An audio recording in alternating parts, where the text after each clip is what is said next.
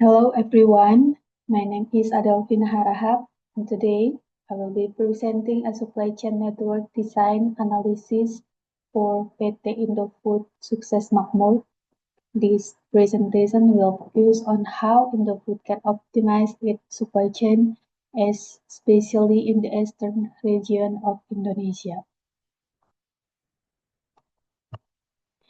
Here are the key analysis questions that guide this presentation. They include factors INDOFOOD must consider when expanding to Eastern Indonesia, which strategic option is more feasible, the transportation modes INDOFOOD should use, a cost-benefit comparison between current and proposed networks, and potential risks during implementation. To begin, we identify critical factors INDOFOOD must evaluate. These include the availability of raw materials, infrastructure readiness, government regulation, workforce skills and costs, logistic expenses, demand growth in the region, and the need for a resilient supply chain. All this will influence whether a factory or distribution center is more appropriate.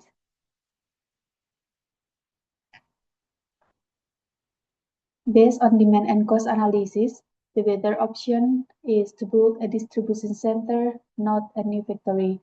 The reasons are lower investment costs, sufficient current demand that doesn't yet justify full-scale manufacturing, and better supply chain responsiveness from a closer distribution hub. Transportation modes.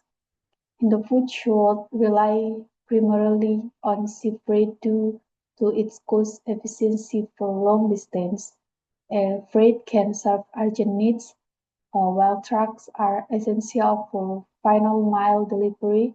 A multimodal strategy combining all three will balance cost, speed, and quality. Provide a cost-benefit analysis comparing INDOFOOD's current supply chain network with the proposed network, aspect shipping costs, current network height, due to regular distance and distribution expenses. Proposed network lower, distribution is closer to the market. Aspect lead time long, resulting in slower demand fulfillment. Proposed network shorter, allowing faster response to demand.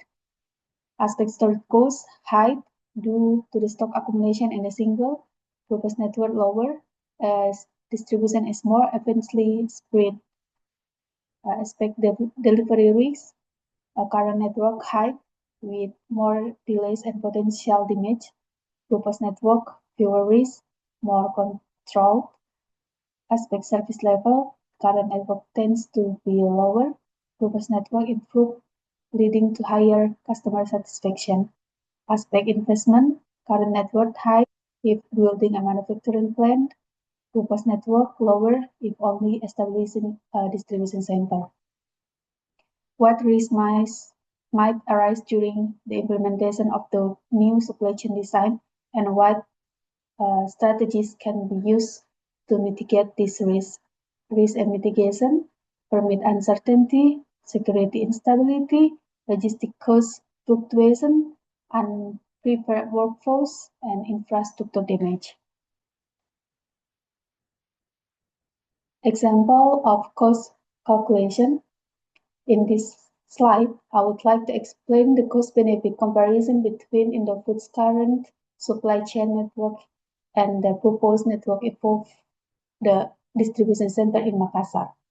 Currently, INDOFOOD ships products directly from its manufacturing plants located in Java to destinations such as Papua, Maluku, and Sulawesi. This direct shipping model includes long-distance sea freight and extended tracking routes to reach retailers. As a result, logistic costs are high, especially per ton of goods transported. In contrast, the proposed network introduced a regional distribution center in Makassar. Instead of sending smaller shipments directly across long distance, INDOFOOD could send large bulk shipments to Makassar via more cost-efficient large cargo ship. From Makassar, smaller truck or ship could then distribute the product to the surrounding regions. Here's the impact in numbers. In the current model, the total logistic cost per ton is around 2,030,000 rupiah. In the proposed model, it drops to about 1,050,000 rupiah per ton. This results in a saving of approximately 80,000 rupiah per every ton delivered. In INDOFOOD ship 10,000 tons per year to Eastern Indonesia. This translates into a total annual saving of 80 billion rupiah. So, the cost-benefit analysis not only showing economic advantage, but also logistical, operational, and service level improvements, making this a strategic move for INDOFOOD in the long term.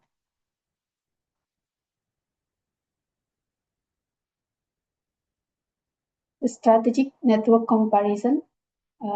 Let's compare the two network models. The current model involves high logistic costs, long response times, and limited flexibility. The proposed model, with a distribution center in Makassar, offers lower costs, faster delivery, reduced risks, and better scalability. Next, distribution map. This map shows the logistical flow. In the current network, products go directly from Java to the Eastern Island. In the new model, goods are shipped in bulk to Makassar, then distributed regionally. The structure shortens delivery time and reduces costs.